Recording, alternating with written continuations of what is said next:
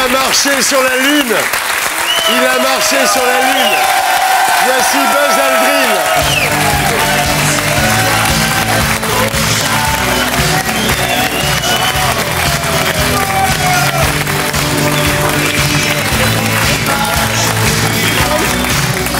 Buzz Aldrin, bonsoir.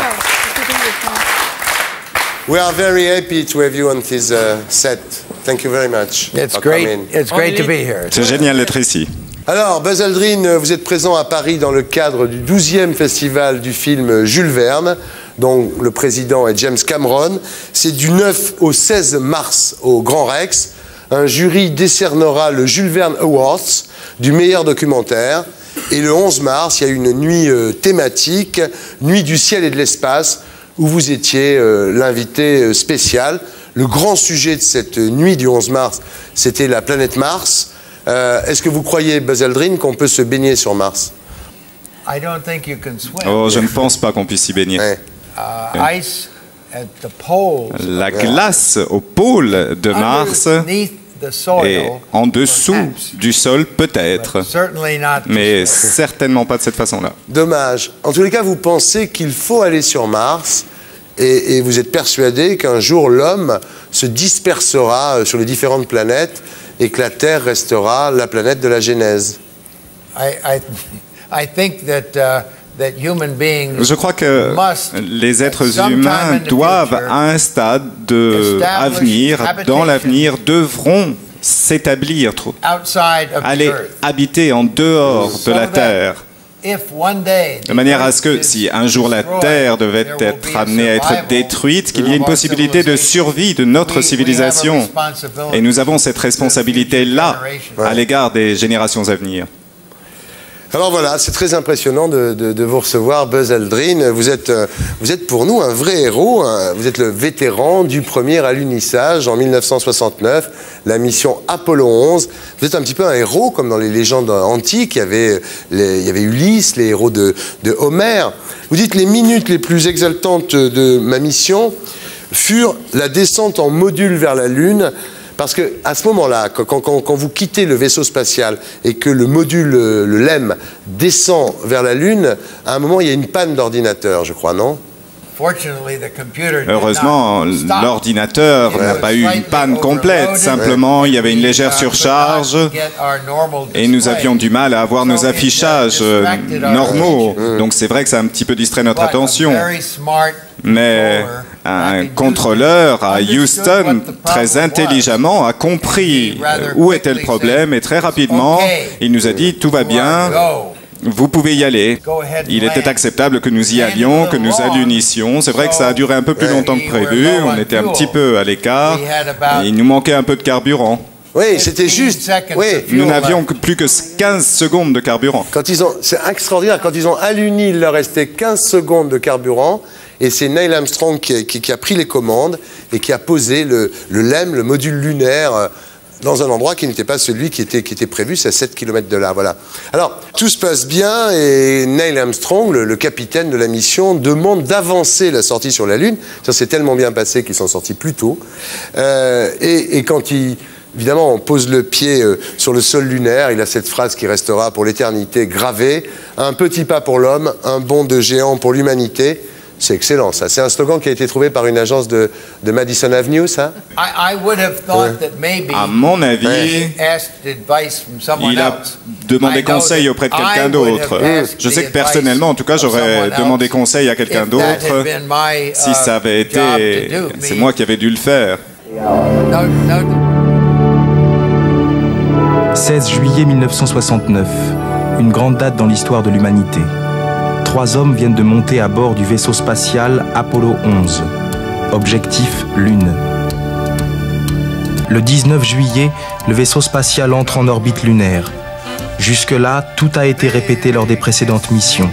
Mais à partir de maintenant, pour Apollo 11, c'est l'inconnu. 1201, Roger, 1201 alarm. Tranquility Base here. The Eagle has landed. I'm at the foot of the ladder. That's one small step for man, one giant leap for mankind.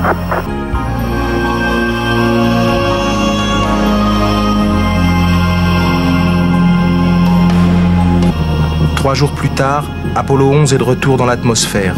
La capsule fonce vers la Terre à une vitesse de 40 000 km/h.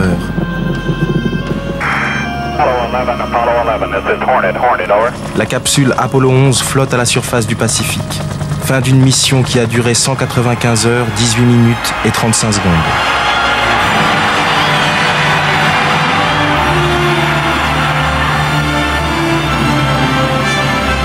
En exaucant le vœu de Kennedy d'envoyer un homme sur la Lune, la NASA et les astronautes avaient fait l'impensable. Voilà. Buzz Aldrin était l'un de ces deux hommes. Il est avec nous ce soir. Il a marché sur la Lune.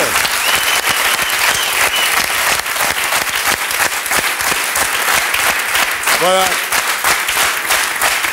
Alors, le premier, We worship you. We worship you. Le premier qui descend, c'est Neil Armstrong. Et quand vous le rejoignez, quelques instants plus tard sur le sol lunaire, votre première remarque, c'est de dire c'est une magnifique désolation. C'est pas du tout un endroit où on aimerait rester, la Lune. Hein. C'est pas sympathique. Il n'y a pas un bistrot, rien. Il n'y a rien. Tout est gris. Vous dites tout est gris, c'est que des différents gris. Those were the best words that I could think of. C'est la plus belle phrase qui me soit venue à l'esprit pour expliquer ces extrêmes, c'est-à-dire cet accomplissement incroyable, cet exploit, et puis le côté désolé parce qu'il n'y avait aucune vie, simplement différentes nuances de gris. La seule couleur qu'on voyait, c'était la couleur que nous amenions avec nous. Alors vous dites, vue de la Lune, la Terre apparaît 4 fois plus grande, mais elle nous semblait loin. Et pourtant, 1 milliard de spectateurs vous regardent ce soir-là et rigolent quand vous marchez comme un kangourou. Vous dites, le monde entier avait les yeux rivés sur nous, mais le rêve était sur la Terre. Sur la Lune, il n'y avait qu'anxiété et conscience de la charge. C'est-à-dire, ce que vous dites en fait, c'est que le plus important dans toute cette histoire, c'est pas les cailloux qui ont été collectés sur la Lune. Le plus important pour vous, c'est l'expérience personnelle vécue par tous les terriens. Oui, tout à fait. Ce sont les gens restés sur Terre qui ont eu le plaisir de ce succès et qui l'ont célébré avec nous. Et nous, qui étions très intéressés par le succès, c'est vrai qu'on avait beaucoup à faire et on n'a pas vraiment partagé cette célébration. Ça nous est passé à côté. Oui, c'est vrai que tout le monde se souvient de ce qu'il faisait ce jour-là. C'est-à-dire que tout le monde sur la Terre, qui était vivant à ce moment-là, dit « j'étais à tel endroit avec telle personne ». C'est un moment qui a fédéré toute l'humanité. C'est extraordinaire. Je crois que moi aussi, je m'en souviendrai pour l'éternité. Tu te rends compte ? La frustration de celui qui reste dans la cabine, qui fait partie de l'équipe et qui n'y va pas. Le troisième, il n'est pas descendu, lui. Oui. Il y en a un qui n'est pas descendu, oui. Bah oui. Et lui, il est arrivé deuxième. Alors, c'est bien deux, c'est une grande course. C'est bien, oui.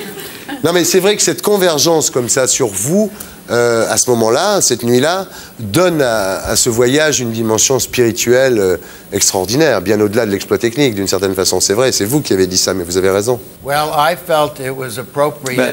J'avais le sentiment qu'il fallait exprimer les remerciements pour le succès de cet alunissage. Et sans le dire à d'autres, à cette époque-là, c'est vrai que je me suis servi, j'ai fait la communion, vous savez, avec une hostie, un calice. Oui, bien sûr. Vous avez emporté dans le module lunaire un mini-accessoire de communion, c'est-à-dire un calice et une hostie. Un signe ostentatoire. Voilà, un signe ostentatoire. Et une fois sur la Lune, vous communiez après avoir demandé une minute de silence à la base de Houston.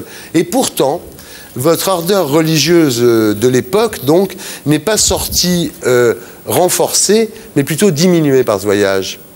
Je crois que c'est vrai que la réflexion a été amenée à maturité et j'ai vu les choses de façon plus large. Je crois que mes opinions sur la religion, la spiritualité sont nettement plus larges.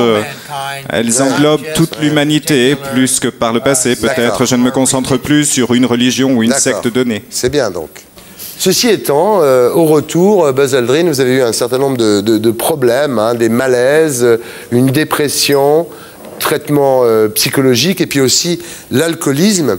Et vous dites que ça a été plus dur de sortir de l'alcool que d'aller sur la Lune. C'est probablement ce que j'ai vécu de plus difficile. Mais récemment, j'ai fêté les 25 ans de ma sobriété.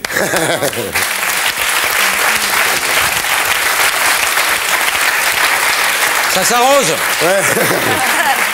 Scotch. Scotch. Buzz, est-ce qu'il y a un moon blues? Est-ce qu'il paraît que les 12 personnes qui ont marché sur la Lune ont eu des dépressions? Oui, est-ce que c'est ça? Est-ce que c'est parce qu'une fois qu'on est allé sur la Lune, on ne sait plus quoi faire sur la Terre, finalement? Non, je sais très bien ce que je dois faire. J'essaye d'améliorer le programme spatial et d'en aider d'autres à aller dans l'espace, à retourner sur la Lune et, au bout du compte, amener les êtres humains à aller sur Mars. Alors, Buzz Aldrin en a raconté que durant ce voyage, vous auriez vu des choses que la NASA vous aurait interdit de révéler à votre retour. Est-ce que vous avez vu des petits hommes verts ou des trucs extraordinaires dont vous n'auriez pas le droit de parler? Ah, certainement pas. Mais il y a une chose qu'on a découvert quand même depuis votre voyage, c'est en 1999, quand il y a eu les 30 ans du voyage sur la Lune, on a découvert dans les archives du gouvernement américain que si à l'époque il y avait eu un problème, si vous n'aviez pas été capable de remonter depuis la Lune jusque dans le vaisseau spatial, si le LEM n'était pas arrivé à redécoller, le LEM c'était un petit peu le maillon faible de l'opération, la NASA avait décidé à ce moment-là de couper les communications et on vous aurait laissé mourir sur la Lune sans vous voir et vous entendre. Mais c'est quelque chose à laquelle je m'attendais. Au moment où c'est révélé au public, évidemment, le public a dit « Oh là là, ils ont pensé à ça ». Ils ont pensé que vous pourriez mourir, donc ils couperaient les communications. Et puis le président, évidemment, il lui avait préparé un discours qui devait dire en cas d'échec. Vous avez eu peur là-haut, sérieusement, quand vous étiez là-haut, là, sur la Lune? Vous avez eu peur? Of what? De quoi? I've been in combat in Korea. J'ai combattu en Corée. J'ai descendu 2 avions. Je vous assure que ça vous donne une préoccupation. Pour conclure, Buzz Aldrin, qu'est-ce que ça vous a apporté, cette histoire? Qu'est-ce que vous avez appris dans toute cette histoire? What did you learn? J'ai appris que lorsque notre pays décide de faire quelque chose, on réagit, on répond avec force. Et je crois que la raison pour laquelle nous sommes allés sur la Lune, c'était de battre les Russes. Parce que le monde était menacé par le communisme soviétique et leurs armements nucléaires. Et je crois qu'ils se sont rendus compte au moment où nous sommes arrivés sur la Lune avant eux qu'ils n'allaient pas pouvoir continuer comme cela. Les choses commençaient... L'Union soviétique commençait à faiblir à ce moment-là. Et puis plus tard, lorsque notre président a lancé un défi à la Russie dans le domaine de la défense, des systèmes de défense, en utilisant l'espace, la Russie s'est aperçue qu'elle ne pouvait tout simplement pas être à la hauteur. Mais tout cela remonte à l'époque où nous sommes arrivés sur la Lune les premiers. Et c'est un des éléments les plus importants.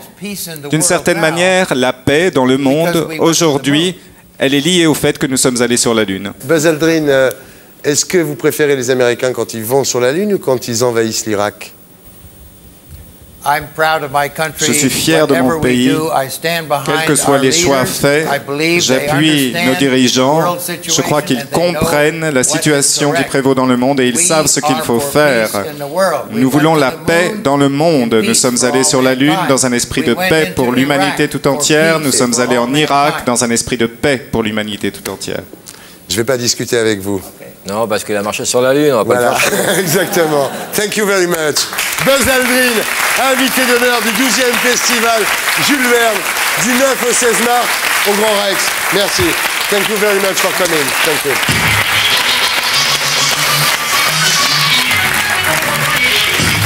Thank you for coming. We are very proud to have you on this. Thank you. Et pour être sûr de ne rien rater de Inarditube, abonnez-vous et mettez un pouce bleu.